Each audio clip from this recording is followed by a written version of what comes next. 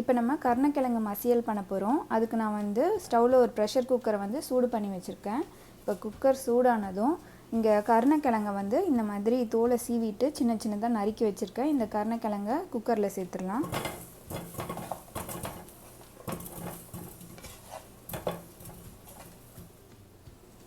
இப்போ இதில் வந்து ஒரு அரை கப்பு தண்ணி சேர்த்துடலாம்.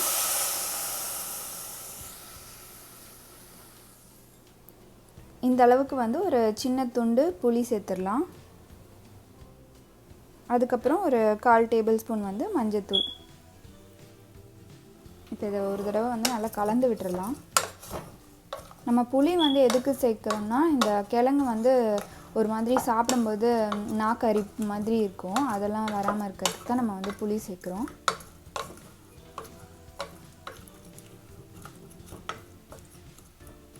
இப்போ வந்து இந்த கிழங்கு நல்லா குழையிற அளவுக்கு இதை வேக வச்சு எடுத்துக்கணும். இது கொஞ்சம் ஒரு 2 நிமிஷம் இது கொதிக்கட்டும், அப்புறம் நம்ம மூடி வச்சு வேக வச்சிடலாம். இப்போ இதை நல்லா கொதிக்க ஆரம்பிச்சிருச்சு. இப்போ நம்ம குக்கரை மூடி ஒரு 2-3 விசிலுக்கு நல்லா வேக வச்சிடலாம். இது நல்லா வேகட்டும். இப்போ வந்து ப்ரெஷர்லாம் இறங்கிருச்சு. கிழங்கு எப்படி வெந்திருக்குன்னு பார்க்கலாம்.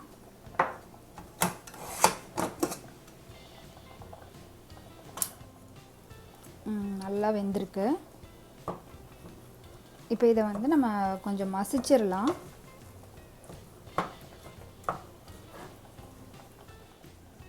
இப்போ இந்த கிழங்குல வந்து நமக்கு மசியல் எவ்வளோ திக்காக வேணுமோ அதுக்கேற்ற மாதிரி தண்ணி சேர்த்துடலாம். நான் வந்து ஒரு அரை கப் தண்ணி சேர்த்துருக்கேன். இப்போ இதை வந்து நம்ம மசிச்சிடலாம்.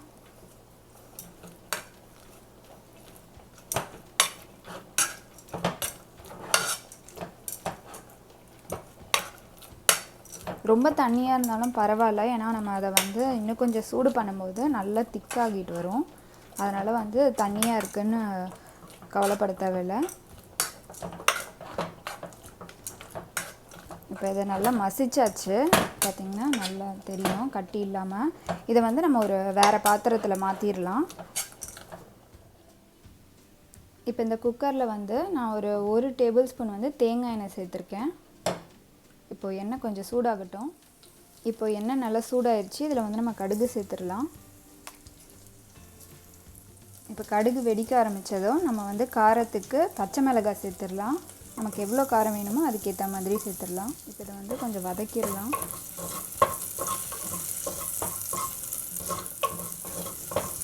ஒரு 1 நிமிஷம் வதங்கினா போதும்.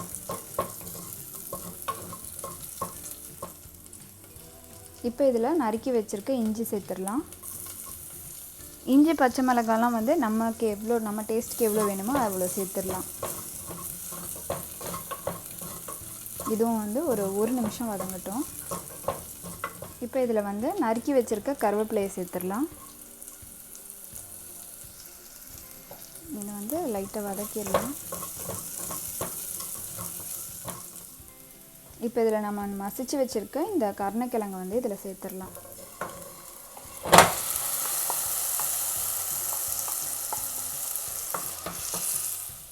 இப்போ இதில் வந்து இன்னொரு அரை கப் தண்ணி நான் சேர்க்குறேன்.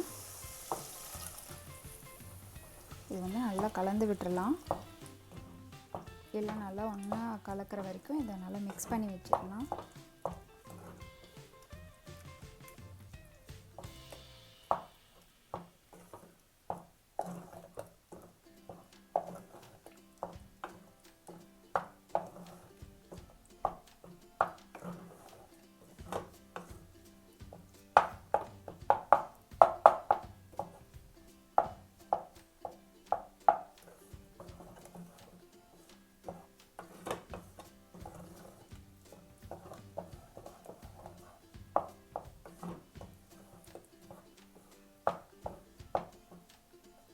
அதை நல்லா மிக்ஸ் பண்ணியாச்சு. இதில் நம்ம தேவையான அளவு உப்பு சேர்த்துடலாம்.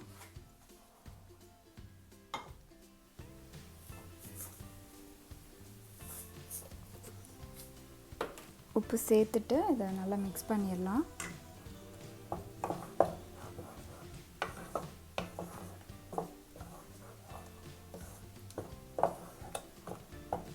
இப்போ இது வந்து நல்ல ஒரு கொதி வரட்டும். இப்போ மசியல் வந்து நல்லா கொதிக்க ஆரம்பிச்சிருச்சு. இதில் வந்து கொஞ்சம் எலுமிச்சைப்பழ சாறு சேர்த்துடலாம்.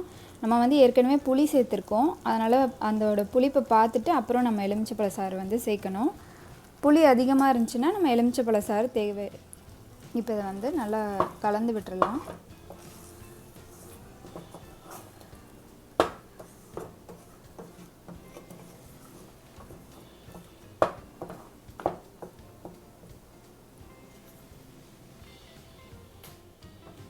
அவ்வளோதான், நம்மளோட கருணைக்கிழங்கு மசியல் வந்து தயாராகிருச்சு.